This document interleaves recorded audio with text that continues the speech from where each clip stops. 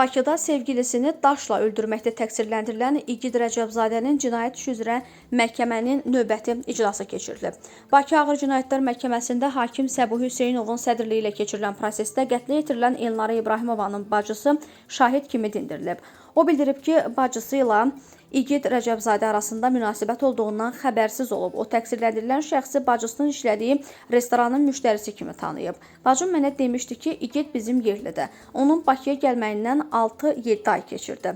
Biz ayrı-ayrı ünvanlarda yaşayırdıq. Bacım isə başqa bir şəxslə birlikdə qalırdı. İş yerlərimiz də fərqli idi. Sonradan o da işlədiyim restoranda işə başladı. Hadisə isə bir yerdə işləməyə başladığımızdan cəmi 2 gün sonra baş verdi. Hadisə günü bacım İgidlə birlikdə köynək almağa getmişdi. Mən ona irad bildirdim ki, tanımadığım bir şəxslə iş vaxtı hara gedirsən? Daha sonra bacım mənə zəng edərək dedi ki, bu insan məni öldürür, məni xilas et.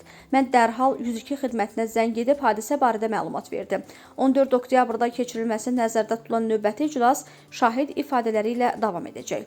Qeyd edək ki, 1995-ci il təvəllüdlü İgid Rəcəbzadə Sabunçu rayonu Zabrat qəsəbəsi ərazisində aralarında yaranmış mübahisə zamanı qeyri-rəsmi nikahda yaşadığı 1991-ci il təvəllüdlü Elnarə İbrahimovanın baş nahiyəsinə daş parçası ilə xəsarət yetirərək qəsdən öldürməkdə təqsirləndirilir. Onun barəsində Cinayət Məcəlləsinin 120.2.4-cü maddəsi ilə ittiham elan olunub.